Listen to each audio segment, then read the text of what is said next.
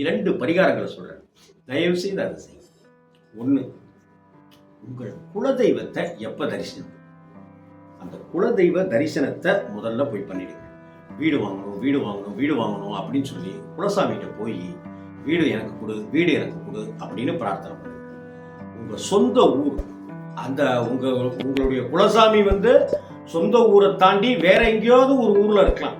ஆனால் நீங்கள் பிறந்து வளர்ந்த ஊர்னு ஒன்று இருக்கும்.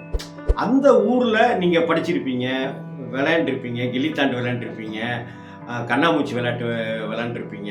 அந்த ஊர் இருக்குல்ல, நீங்கள் படித்து வளர்ந்த ஊர் இருக்குல்ல, அப்பா அந்த பூர்வீகத்திலேருந்து குடிபெயர்ந்துருப்பார்ல, அந்த ஊரில் எங்கேயாவது ஒரு இடத்துல உங்கள் பகுதியில், நீங்கள் இருந்த வீட்டினுடைய பகுதியில், நீங்கள் இப்போ சென்னையில் இருக்கலாம், ஹைதராபாத்தில் இருக்க, எங்கே வேணாலும் இருக்கலாம், அந்த மண் கொஞ்சோண்டு எடுத்து பேப்பரில் மடிச்சுக்கணும்.